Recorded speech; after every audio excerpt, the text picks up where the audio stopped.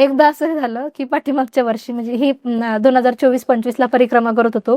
सीतावनातून आम्ही बडवाहापासून सुरुवात केली चालायला. चालत असताना सकाळची वेळ होती. आई, मी आणि त्यांची मैत्रीण आणि त्यांची मुलगी आम्ही 4 जण होतो. पुरुष कोणी नव्हतं सोबत. आणि नर्मदा खंडाचा असं आहे की एकटी महिला तिथे परिक्रमा करू शकते. कुठल्याही प्रकारची त्यांना अडचण येत नाही. किंवा नर्मदा परिक्रमेचा असं आहे कोणत्याही पुरुषाची आपल्यावर वाईट नजर पडत नाही. एवढा सेफ झोन आहे तो. अक्षरशः एखादी म्हणजे देवी चालली काही असं म्हणजे नजरेने बघतात तिथे. सकाळचा प्रसंग होता तो सीतावनातला. सुरुवात केली होती सीतावनाला तर एक महिला आली होती तिकडनं चालत. अंगावरती त्यांच्या थोडासा जो वाघाचा ड्रेस असतो त्या टाईप ड्रेस होता. सकाळचं वातावरण होतं आणि लाईटली थोडासा उजेड आणि थोडासा अंधार होता. इतकं आम्ही घाबरलो होतो. म्हणजे असं वाटलं की वाघ तिकडनं चालत आला. एकदम स्थिर थांबलो होतो आपण. पण असे म्हणजे कुठलेही प्राणी दिसले नाही. जंगल असू, घनदाट झाडी असू, मैयाचा किनारा असू, तितकीच आपली सेवा करतात सगळेजण. सेवा ही कुठंच थांबलेलीच नाहीये नर्मदा खंडात. आणि असं म्हणतात ना की परिक्रमे चालण्यापेक्षा सेवा देणारा श्रेष्ठ आहे सगळ्यात.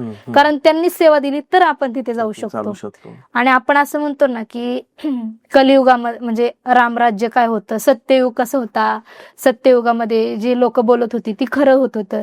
पण अजूनही जर तुम्हाला कलियुगामध्ये रामराज्य आणि सत्ययुग जर बघायचं असेल तर हे नर्मदा खंडात तुम्हाला बघायला भेटतं. बोललेली कोणतीही जी शब्द आहे तो खरा होतो. किंवा आपण रस्त्याने जर चाललो असं आपण म्हणतो ना एखादा पिणारा माणूस जरी असला, कोणी बोलतं वाईट नजरेने बघतं किंवा काय वाईट बोलतं, पण ते नर्मदेहारच करतात आपल्याला. कुत्र जे असेल, कुत्र सुद्धा भुंकत नाही आपल्यावरती. बरेच कुत्रे परिक्रमा करतात.